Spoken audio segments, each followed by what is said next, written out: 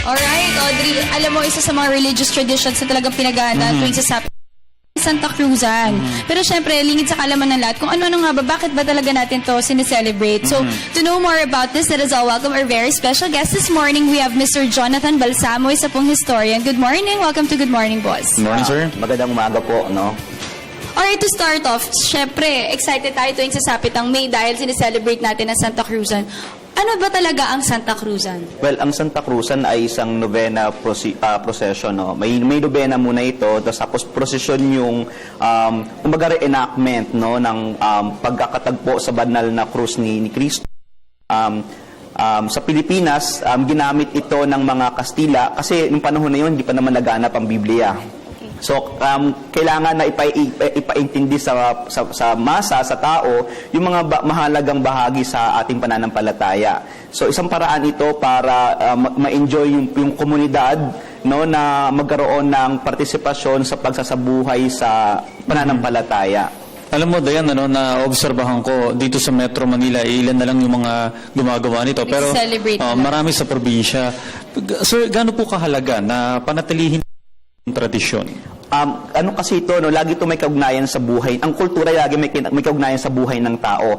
Sabi natin sa Maynila hindi na masyado kasi po ang mga fiestang ito ay kakakibat to ng fiesta ng summer, no, ng Mayo. Ang mga fiesta ng summer ay actually Thanksgiving sa masaganang ani. Kaya dyan yung pahiyas, no, marami yan. So, ito ay kakibat ng buhay pagsasaka, buhay sa bukid. So, ito yung ito yung panahon ng masaganang ani, pagkaraan ng mga panahon ng paghihirap ng pagtatanim, pasasalamat. Parang Thanksgiving. Thanksgiving So, po ito. bukod sa reenactment, may prosesyon.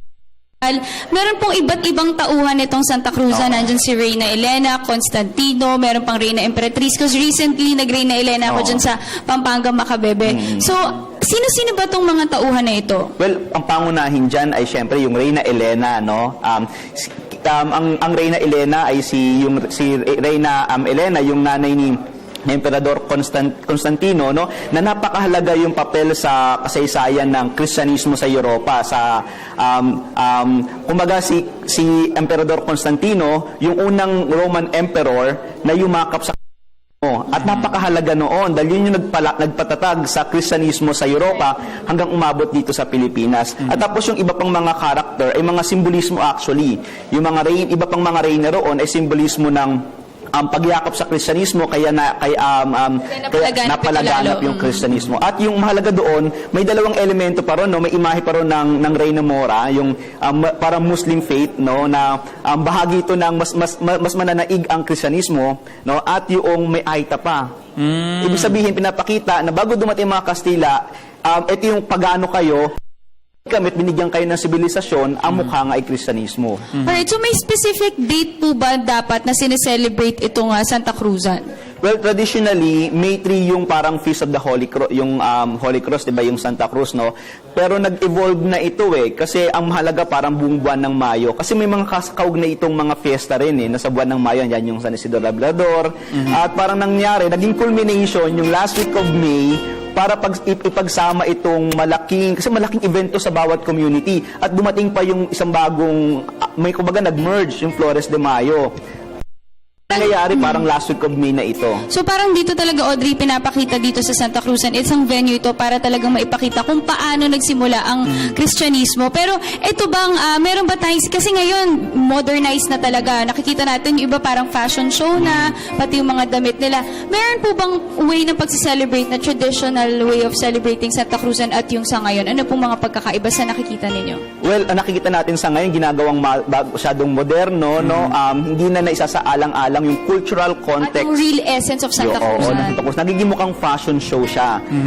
So, may reservation tayo dyan. Kasi ito ay, pag sinabi mong kultura, nagpapakita ito ng identity natin. Yan, like ito, nakikita natin sa screen natin, yan yung mga talagang traditional way of celebrating. Kasi nung dun sa napuntahan ko, talagang naka-gown, iba-iba na yung mga damit. Okay, madagdag ko lang sa may tanong na yan, dahil nga nasa modern generation na tayo, ang simbahang Katolika po ay nagpahayag ng pagtutol nila na yung mga kababayan natin na sa hanay ng third sex ay sumasali din sa ganitong tradisyon. Sangayon po ba kayo dito? Sa pananaw kasi ng mga dahil ito dapat isali sa itong religious event din, no? Hindi lang siya cultural, pero really may pakahulugang panrelihiyon ito eh. So dapat isaalang-alang natin yung pananaw ng simbahan sa bagay na ito. Alright, so marami tayong mga natutunan patungkol sa Santa Cruzan ngayong umaga. And of course, before we end, Jonathan, meron ka ba sigurong reminder sa mga kababayan natin? Sa hamon ng modernisasyon, ng globalisasyon, napakahalaga na napapanatili natin yung sariling kultura natin. So dapat hindi sa nakikita natin to na parada lamang ng magaganda, pero nakikita pa rin natin yung kahulugan nito sa sarili natin at sa ating bayan. Thank you so much for joining us this morning. That was Jonathan Balsamo, isa pong historian. Thank you.